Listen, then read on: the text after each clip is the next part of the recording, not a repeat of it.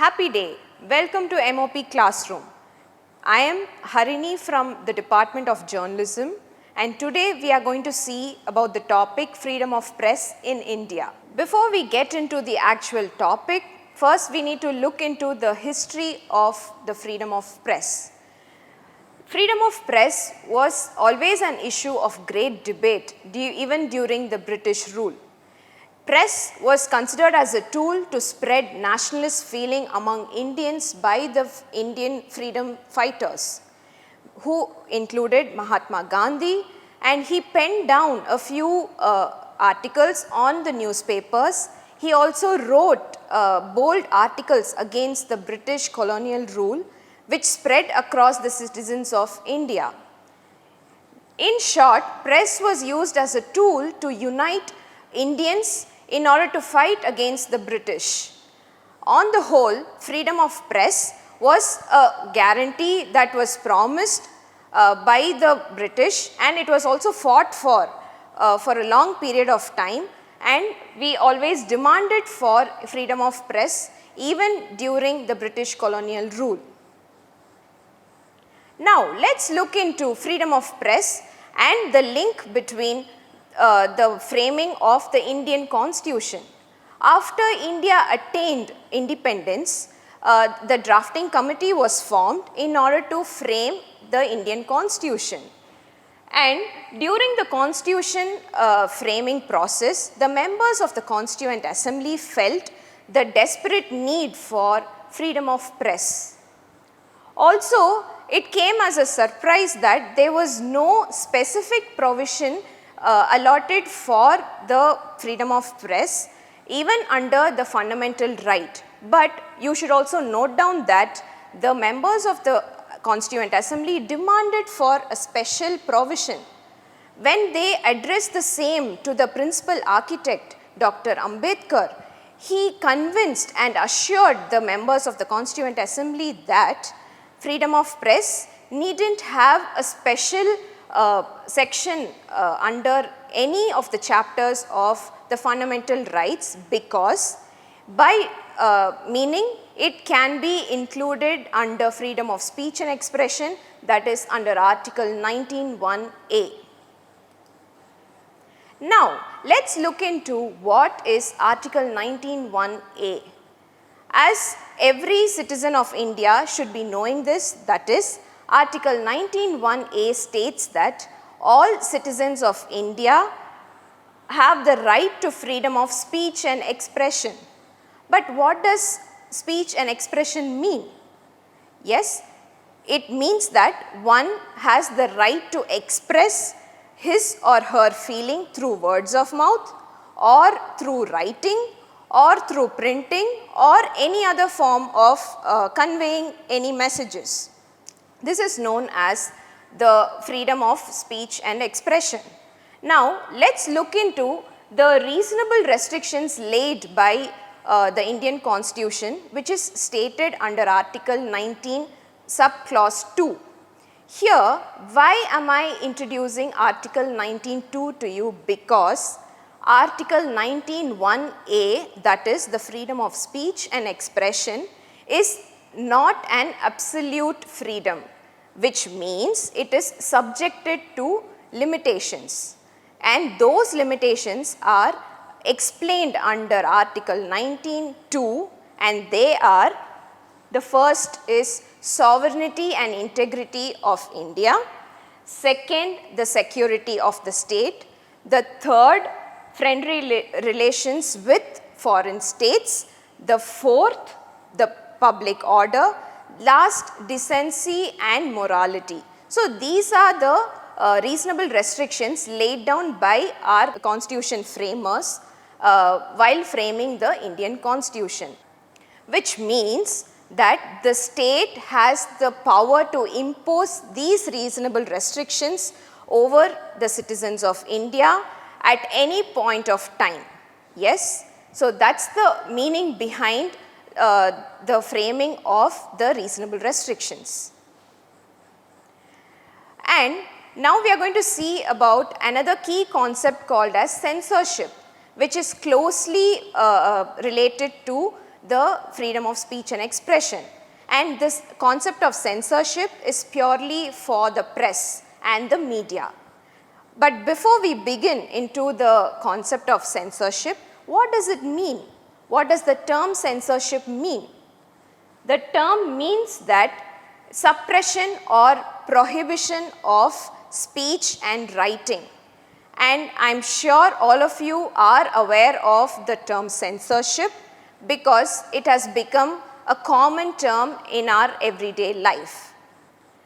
And to our surprise, the Indian Constitution doesn't prohibit anybody to stop from expressing himself or herself. And that's the concept of censorship. But in case a state feels that they need to impose a reasonable restriction, and if they impose reasonable restriction in the country, what happens is that the constitutionality of the censorship should be judged only through reasonableness of the factors stated under Article 19, Clause 2. So, why have I brought censorship to the class is, it is closely related to media and press. Here, for instance, we are going to look into the freedom of press during the proclamation of national emergency in India in the year 1975, where when the national emergency was proclaimed by the then Prime Minister Indira Gandhi, the first and foremost step that was taken was suspension of Article 19. In order to go back to what Article 19 talks about, it is freedom of speech and expression.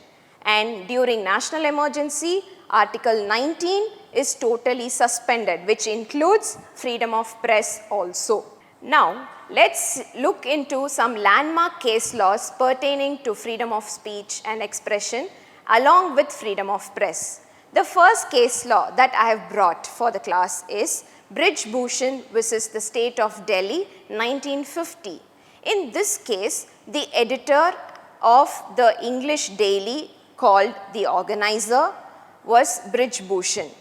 But the Delhi Commissioner imposed pre-censorship of content because the organizer had views and news about Pakistan. The Commissioner felt that it was against the law and order of the state of Delhi. Therefore, he imposed pre-censorship of content, and he also imposed a rule that the content had to be scrutinized before going in for publication. That is, the committee had to review the content before it goes to publication. But when this case was represented in the court ruled that the pre-censorship was totally against the freedom of press. It snatches the liberty of the freedom of press, and they thought that it was an essential part of freedom of speech and expression. Therefore, they dismissed this particular case in favor of Brij Bhushan. Now, let's look into the second case law, another landmark case law, that is Ramesh Thapar versus the state of Madras in the same year, that is 1950, similar to Brij Bhushan case that we discussed previously. Here, Ramesh Thapar was the printer and the publisher of the English weekly based in Bombay called The Crossroads. The government of Madras then in the year 1950 issued an order banning its entry and circulation in the state of Madras. The court upheld stating that the circulation of the Crossroad weekly, the English weekly in the state of Madras was totally against the freedom of press, and the court allowed the entry of Crossroads in the state of Madras. So, these are some landmark case laws that I had brought for the class regarding freedom of press. But can we even ignore the 1975 emergency without discussion and for a class regarding freedom of press? No. So, we are going to have a quick discussion about the 1975 emergency period. Yes, the 1975 emergency was declared on 26th June 1975, but I have brought in a few pointers about the before situation of the national emergency, that is just a day prior to the declaration of national emergency, that is on June 25th, 1975. The power supply for all the printing press was suspended, and also the printing of all newspapers, especially in Delhi, was stopped, and the government stopped them from circulating the printed newspapers. This was with regard to the Delhi scenario, but in other parts of India, the scene was that the press offices were raided. And immediately after that, pre-censorship was declared on all mass media platforms the day before the proclamation of national emergency. The then Prime Minister Indira Gandhi proposed that the Prime Minister came up with a few proposals. To start with, she wanted to abolish the press council that was already formed because the national emergency was proclaimed. The second, she wanted to review the existing advertising policy followed by these newspaper offices. The third, she also wanted to take away the housing facilities given to the journalists in the year 1975. And to add up, she also wanted to deport foreign correspondents, and a few foreign journals and weeklies such as Times and Newsweek were also confiscated. This was a rough scenario that existed during the proclamation of national emergency in the year 1975. But after 2 days of the proclamation of national emergency, the Indian Express and the Times of India came up with two bold content. First, we are going to look into the Indian Express publication of a blank editorial which was published on 28th June 1975, which is just 2 days later the proclamation of national emergency. Look at the blank editorial here which was published. It represented the censorship by the Indira Gandhi government in the name of emergency. But when this was taken up on the newspaper, it gained the maximum reach, maximum attention among the readers, and also I am sure even this generation will never forget this sort of publication, which is a blank editorial. Now, let us look into the next bold move by the Times of India in the year 1975 on June 28th, which is just 2 days after the national emergency proclamation. Look at this 22-word obituary published by the Times of India, and look at the placement of it.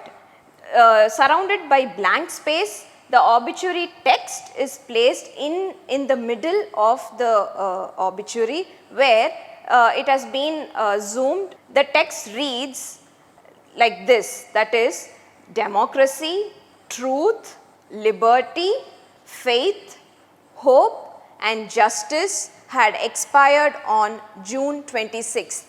Please note that June 26th was the day when national emergency was proclaimed by the then Prime Minister Indira Gandhi. So, these were two bold moves taken by the newspapers then, by the Indian Express as well as the Times of India. And now, this is today's scenario. In 2021, we have come across this headline across all the newspapers in the recent past, in the month of April, which reads, India again placed at 142nd rank in press freedom. It's time for us to evaluate and analyze the freedom of press in India when compared to the past, how have we progressed in the present situation. Now, let's have a recap of the topics that we discussed today. We started off with a brief history about freedom of press in India. Then later we moved on to the framing of Indian Constitution and what are the key pointers discussed in the Constituent Assembly. Then later we moved on to the explanation about Article 19(1)(a), which is freedom of speech and expression for all citizens in India.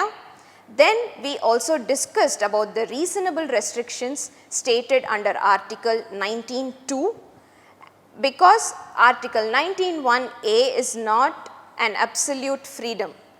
And we also looked into two landmark cases, that is Brij Bhushan versus the State of Delhi 1950, as well as Romesh Thapar versus the State of Madras 1950. Later we also saw the situation that prevailed during the 1975 emergency declared by the then Prime Minister Indira Gandhi, and we also discussed about the landmark publication brought out by the Indian Express as well as the Times of India, emphasizing on the need of freedom of press and also the expiring of freedom of press during the emergency period.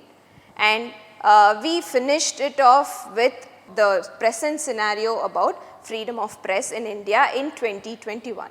Thank you.